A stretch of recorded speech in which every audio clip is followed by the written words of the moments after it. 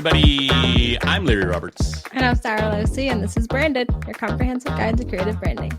And on this awesome episode of the podcast, I don't know why I'm so stuck on just doing that hardcore radio voice these days. It's so silly, but I love doing it. So today we've got a guest. His name is Chris Weiher, and we're going to be talking about creating video. And it's one of my favorite topics. As you know, Sarah and I, we launched Branded Podcast, and we're very video forward, video first. If you're involved in social media in any way, you know that video is where everybody's going. So Chris is joining us today to give us his insights on how to get started, how to leverage it, and even how to go ahead and hit that first time you hit that record button. He's going to help us figure it out. And so we'll go from there. Chris, welcome to the show. Thank you guys so much for having me. I'm really looking forward to this. So you talk about video in the B2B space, right? I do. That is all of our clients really are B2B. Okay. Can you talk a little bit more about that? Because I've always personally been confused with B2C and B2B because I feel like no matter what, you're talking to people. So how is that differentiated and why is that different with video creation? Yeah. So, I mean, I think the biggest thing is the purchasing cycle. Like how long does it take to move a lead to become a client? And in B2B, it's just generally longer. So it requires, if it requires 11 or whatever they say touch points to get someone to buy a product, it might take 20 or 50 touch points to get them to buy a B2B service. So it's a longer sales cycle. And I think people have to be prepared for that. But also for most small businesses who are service-based, the person themselves is kind of the product. And so using video wisely is kind of a no-brainer. But I think a lot of people in that B2B space don't quite know all the time how to do it because, we're entrepreneurs. We are want results as quickly as we possibly can. And it's kind of sometimes challenging to figure out all right, how long do I play in this space to figure out what kind of traction do I get to decide if I should keep doing this, for a year or for more. So I don't know if that really answered it. Probably made more questions than answers, but maybe something is there. I don't know. It definitely got the curiosity sparked. And that's a carryover reference from our last episode that was all about curiosity. But I'm curious as to structurally, are there differences when you're creating videos for B2B as compared to B2C? Are you talking about social media-esque videos? Are we talking Reels, TikTok shorts? Are we talking educational? Give me a better grasp on really the primary difference between the B2B video structure as compared to the B2C video structure. I generally recommend that if you are in the B2B space with video, that the primary place you want to be is LinkedIn, because LinkedIn has the best organic reach next to TikTok and is mostly people doing business with other people doing business. And it's not a ton of, the types of products and stuff that you're going to see on Instagram and Facebook and stuff like that. So definitely want to be on LinkedIn if you're doing B2B video.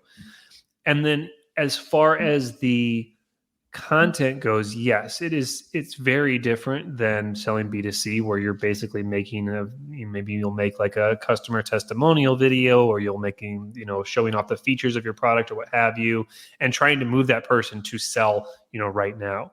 Whereas in B2B, it's a longer education cycle. You still only have a few minutes per video to actually educate the person who's watching it. So you have to kind of plan out and decide, okay, what do I need to get them to learn over what amount of time in order to move that into a conversation?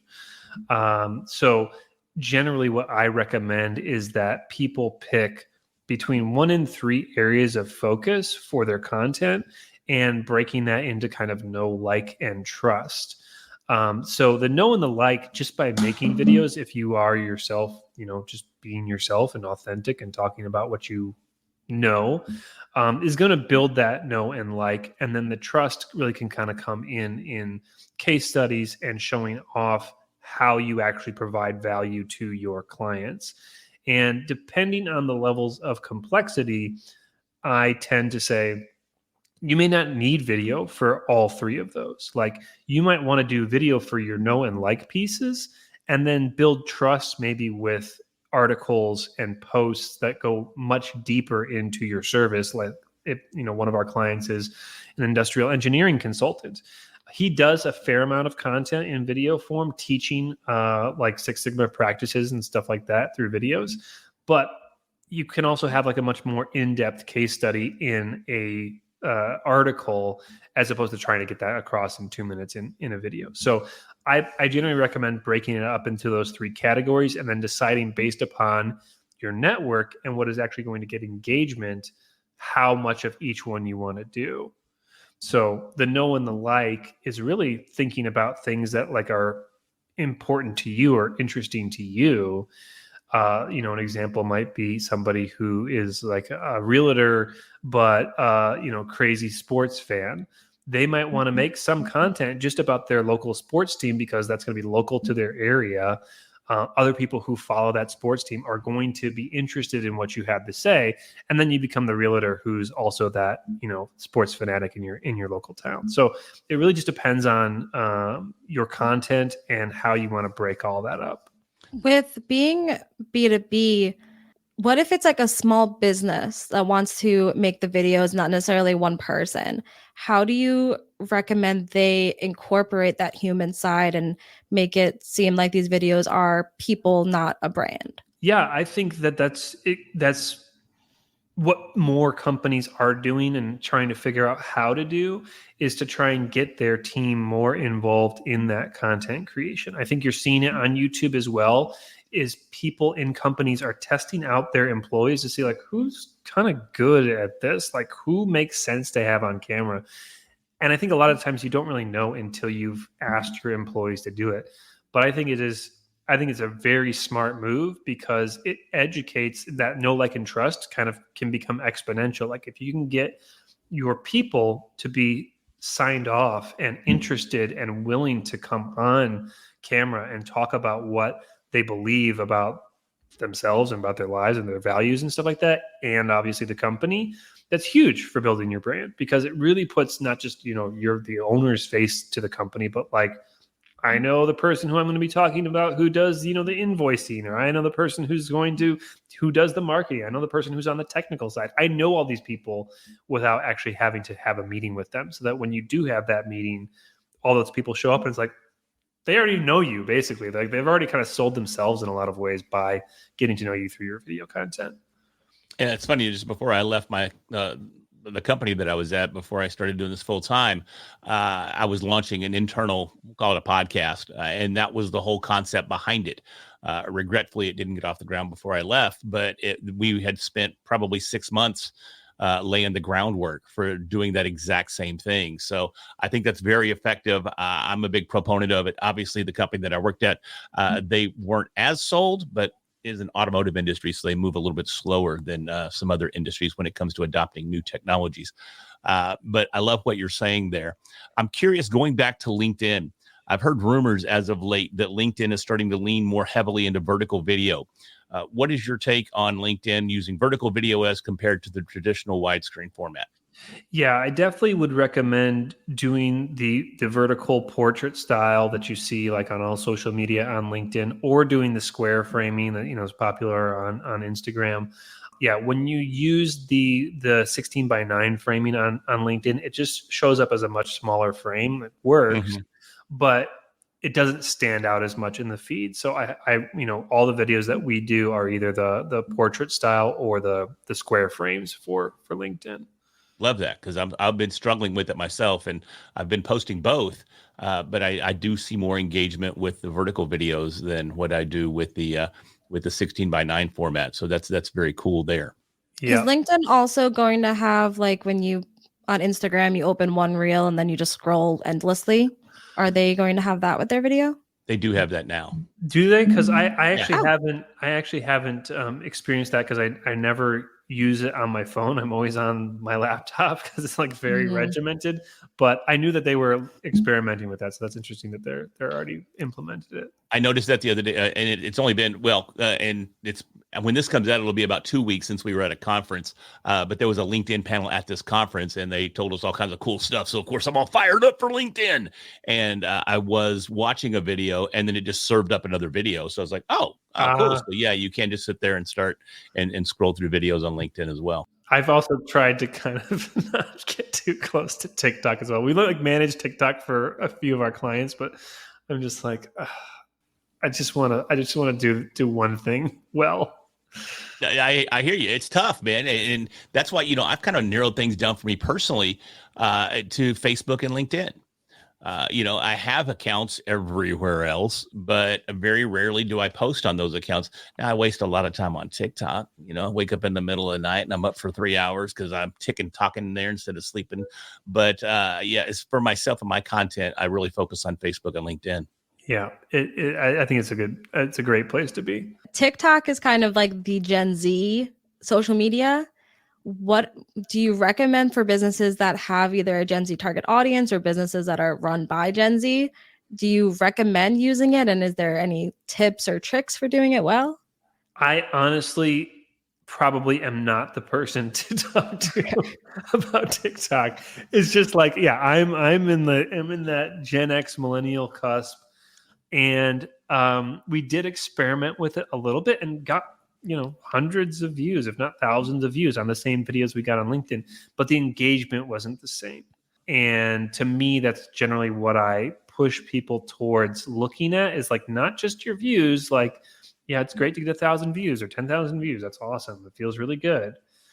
But really what you want to look at, I think, on LinkedIn is what are people saying? Like if you have an actual interesting take on a particular process or something about your business and the way that you work, are you really getting a legitimate, interesting conversation going? And if you are, that's as important as the views. Because, for most small, medium-sized businesses, they might want a handful of new clients every year, 3, 10, whatever, something like that, a pretty small number of actual new sales because maybe they want that to be recurring or ongoing or what have you. So it's a little bit more about creating content that actually gets people in your network talking about something that they actually care about that's also related to your business, hopefully. And if you can do that, then you can really start to build this trust with your network, which might only be, a few thousand people. And if you can get that in front of 100 even, and it's the right message, that goes a long way to then building that relationship over time with them. With LinkedIn, since that's your kind of specialty, LinkedIn is known as being the business social media, and it's very kind of polished. We talk about video production and how the trends these days are being a little more raw with video and a lot less produced. Is that the same for LinkedIn, or is there any difference? It's a really interesting space. Like I've been doing video now for like almost going on 20 years. And the aesthetic has evolved drastically. What I generally try and advise people is that you want your content to match your production value. You don't want the production value to outshine the content, because if it looks really good and sounds really good, but like what they're saying actually is not of high value, we get this kind of eked out feeling where we're like, what is wrong with this? Like, why did they spend so much time and money and effort on this if like the content is not that great? And if anything, you want that production value to be, maybe even a little bit lower than the content, because then the content is really the star, right?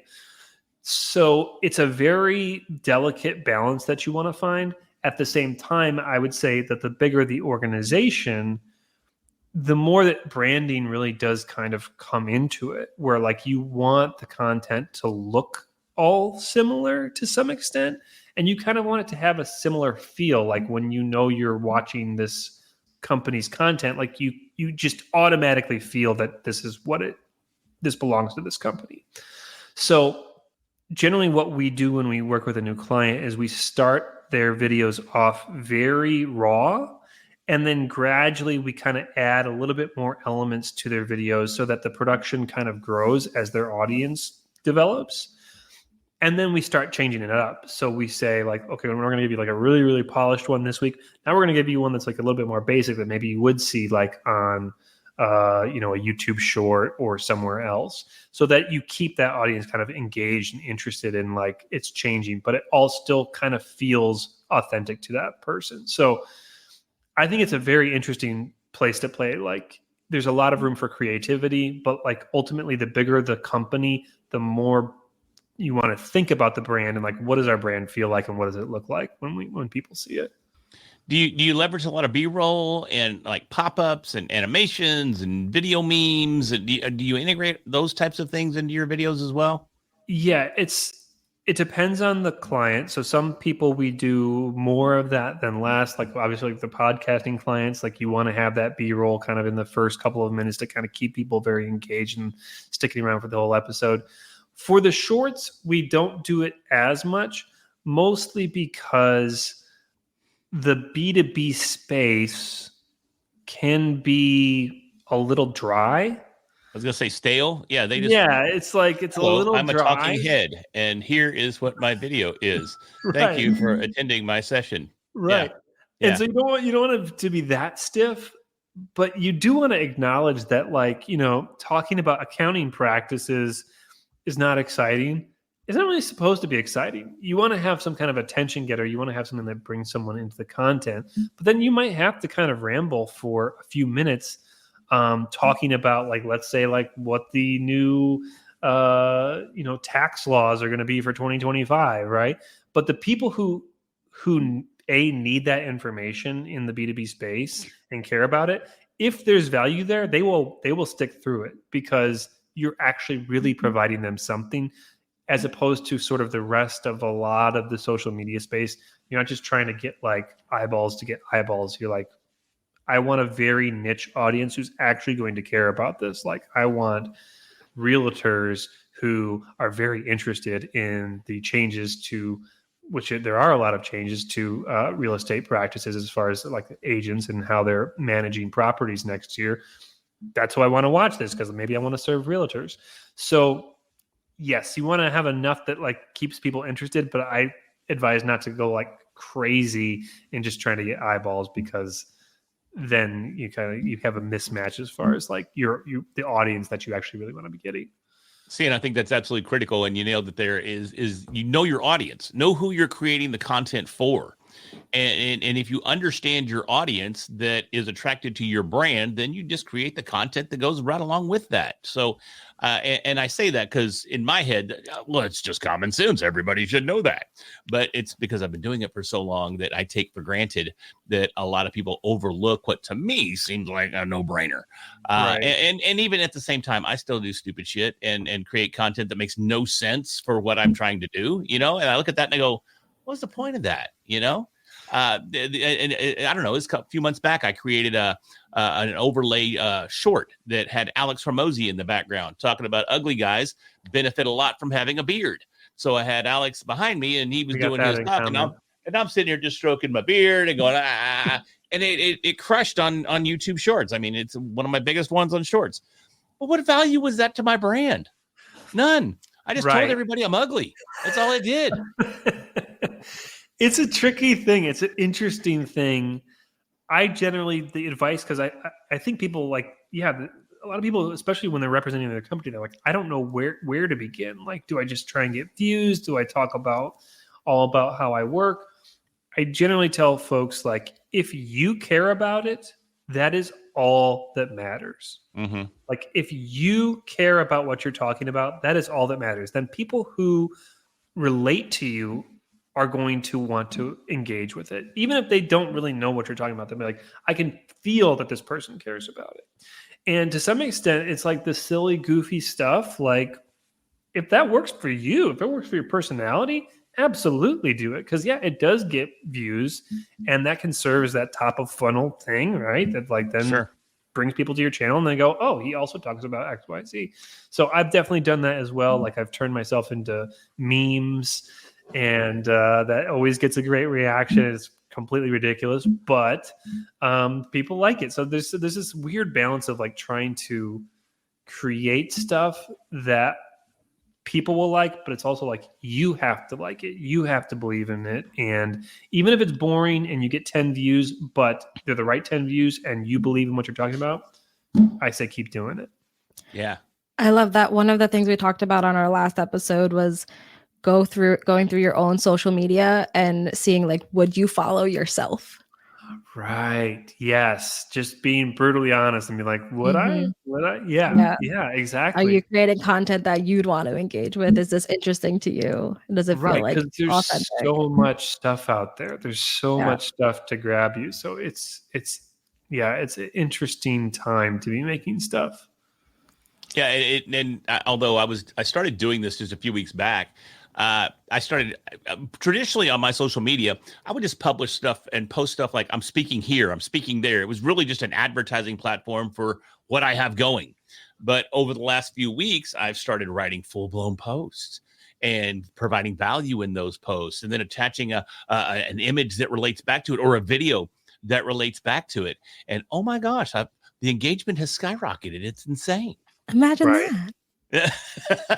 And some of that probably too is just, it's different, right? Like that's, I think, another place that people can get stuck is they're like, oh, I started doing this and it worked and now it's stopped working. It's like, it's because people are like such short attention spans. Like, oh, well, I've seen it. I've seen his posts like this. I've seen these kinds of posts from him. So now you have to think of something else. But I think it's like, again, it's like if you come back to that thing of like what interests me, what am I interested in, then you kind of have an unlimited source of content to create. I still don't say exactly what I'm interested in most of the time. I mean, most people that Legos and Batman. Yeah, I mean, if I move my camera, I'm in the Bat Cave. This is the Bat Cave, and there's bat everything surrounding me. And I have every large scale Batman Lego thing that you can buy on a display table over here, and it's all. But very rarely will you see any kind of bat posts or Lego posts. I occasionally, when I build something, I may throw one picture up of, oh, I just built this, haha. But I don't talk about it very often because, well, it's kind of embarrassing. I'm 52 and I play with Legos and Batman and play World of Warcraft. Is it? Oh. It's like, to me, it's like that's what makes you unique, right? And I have a friend who is, he's also my Edward Jones guy, right? And he's the same way. Like he loves playing with Legos, loves like doing like stuff that he's like made his own card games. It's like, I think you and him would probably get along pretty well, right? And he's like, oh, I need branding work. And you're like, oh, I need like financial advice. Who would you want to work with, him or some other stuffy, financial advisor? Probably. Yeah. Well, yeah, she's got the finance background, so I'd have to work with her. I'd be in trouble. Oh, okay. Well, then never mind. But you're welcome to send him here for branding. Yeah, that'd be great. But I'm curious, man, because, we both built out our studios and we put a lot of work and effort into this thing, even when it comes down to lighting and cameras and microphones and everything. But do you need to do that right out of the gate before you start creating content? What do you need to get started? I would say for most people, all you really need is your phone. And generally, when I'm telling folks, if they want to get started, my advice to them is like, you just need to get started. Like you can spend so much time agonizing over, as you know, the technology and the gear and the setup and the lighting is like, if you can see your face, if there's like light on my face right now and you can hear my voice and I have a phone, that is really all you need. And what I generally tell folks is and I picked this up somewhere. So I blatantly stole this from someone, but it's so long ago, I don't even remember who it was. So if you find this on the internet, let me know who it is. But basically, think of 10 frequently asked questions you get about your business. The who, what, where, when, and why. How do you do all this stuff? And then think of 10 questions that you wish you were asked about your business. And if you do those two things... Where do I sign the contract? That's the only question that I want asked. There you go. Where do I send the check? Like, that is a funny video. That is a funny video, right? It's like, I'm going to do a frequently asked questions series, and then you get to my favorite. Then now this is my favorite question that I love to be asked. Where do I sign? And you just show that, and then that's a short video. It's funny, Dude, I'm doing it. Okay, I'm stealing it right now. It's mine. Do it. I'm doing it. Do it, and please tag me. I'm always happy when people tag me. Oh, that'd be amazing. Yes, I love the fact you said tag me too, because now there's some accountability. Now I have to do it. I would love that. Yeah. We're still waiting on him. He was supposed to do a TikTok dance like episode 1. This is episode 72. We are still waiting. We're all here. You could. I don't know if you need to rehearse it or not. No. I'm good right now. I'm gonna hang out, but I'd rather owe you something than cheat you out of it. That's kind of where I come from. All right, that's fair. That's fair. But yeah, okay, yeah, you said it right there in the episode, right? Just chop that out, right? And that's a short right there. Yeah. Yeah. But like I really do think that's a place to start. And then, record 3-4 of them. For most people, their businesses, they know them inside and out. They can talk about them all day long. Give it a shot. Go back and watch them. And if you're somewhat happy with them, one of them, post it and just see what happens. And for the most part, you're going to get a good reaction, especially on LinkedIn. It's a little bit of a step out of people's comfort zone, and people want to support you. And once you start to put content out, as I'm sure you guys are very aware, you find out what works and what doesn't very quickly. Mm-hmm. And the nice thing about something not working out is that it just doesn't get seen by that many people. If it works, it's going to catch the algorithm and it's going to get promoted, and more people are going to see it. It's going to be great, and it's going to be a big success. If it doesn't, the worst thing that happens is just like nobody noticed it really, and it just got swiped by and no one cares really. Like they're on to the next thing. I love that, because if you put something out and it only gets 2 views and you're all embarrassed, like, oh my God, I put it out there, I'm so embarrassed, only 2 people watched. Why are you embarrassed? Only 2 people watched. Exactly. It's fine. That's such a great perspective. And I've never looked at it that way myself. I look at it as, oh my God, I'm a failure and it didn't work. Okay. Thank God it didn't work. 2 people saw it. Who gives a shit? Now do something that will work. Oh my God. That's another epiphany. This is an awesome episode. And go ahead.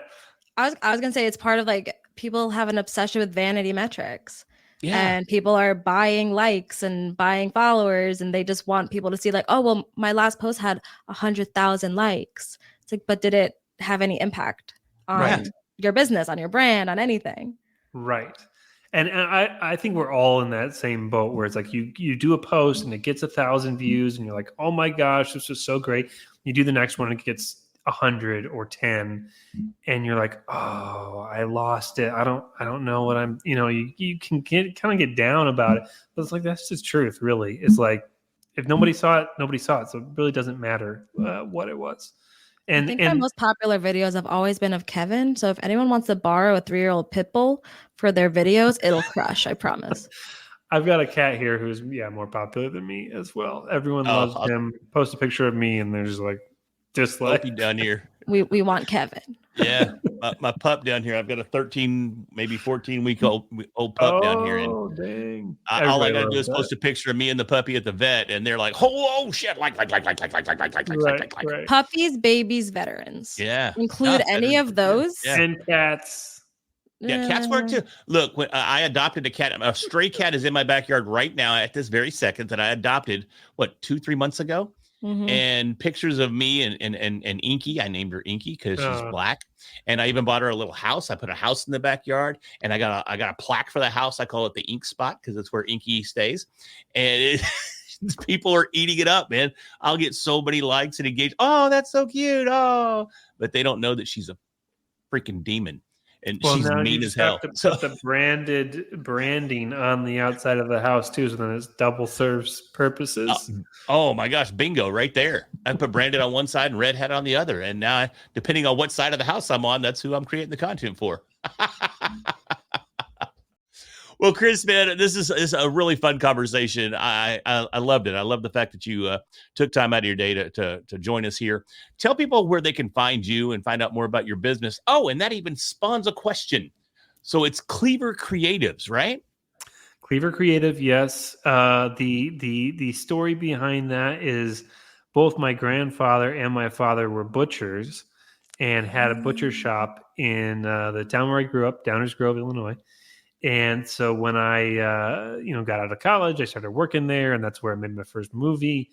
And so then when it came to time to name my company, I was like, that's got some good alliteration. Kind of sounds like clever. It's like it's a nice strong image.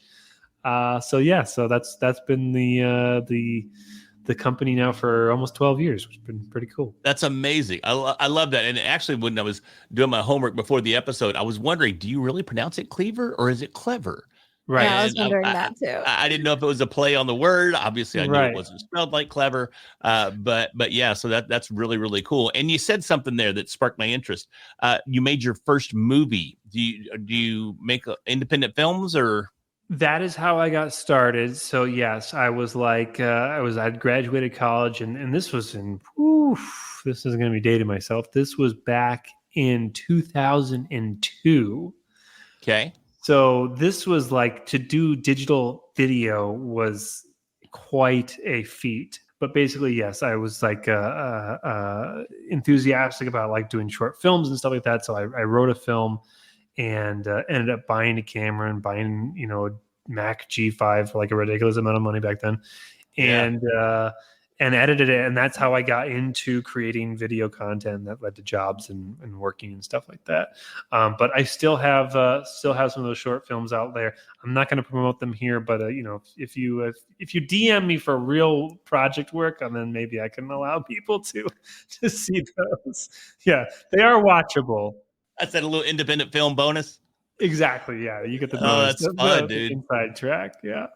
That's amazing. Back when I was still in corporate, me and my friends, we would make independent films as well. Oh, God. And there's one, I got to get a copy of it. I may have a copy somewhere on a hard drive somewhere, where we entered this film competition for this beer company.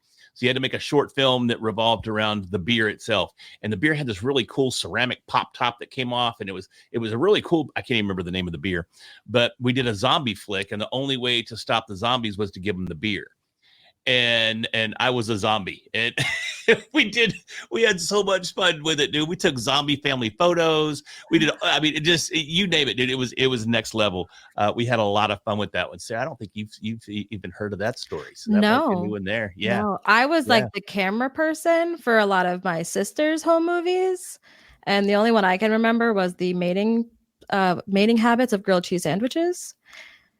And she's going to murder me for saying that out loud. Mating habits of grilled cheese sandwiches. They basically made a porno of grilled cheese sandwiches when they were like 14. Sorry, Em. I kind of want to see that film now, I have to say. You and me both, Chris. You and me both, brother. It might still be on YouTube. I have to find it. We'll have to see if we can dig that one up. up. On TikTok. I don't know why TikTok exists. That seems like it's made for TikTok. Yeah, I'll find it. I've got all kinds of filthy grilled cheese images in my head right now. So this is we probably ought to It close was this live up. action too. Like, it was like there were real sandwiches involved. No sandwiches were hurt in the making of the film, but real sandwiches were involved. Oh my gosh. Chris, real quick, tell people where they can find you. Let's get this thing back on track. Yes, you can find me on LinkedIn. You can just search my name, Chris Weiher, Weiher is the spelling. That's the best place to connect with me. You can check out our work on cleavercreates.com. And I'm always happy to have discussions with people, engage with people on their content, and provide any help that I can. So that's super awesome. Cool. Super cool. Thank you so much. Appreciate it. Yeah, my pleasure. Thanks for having me. Hey, everybody, if you enjoyed this episode and you got some value out of it and suddenly have a hankering for a grilled cheese sandwich, do us a favor and smash that subscribe button so we can continue to bring you these amazing episodes each and every week. And with that, I'm Larry Roberts. I'm Sarah Losi. We'll talk to you next week.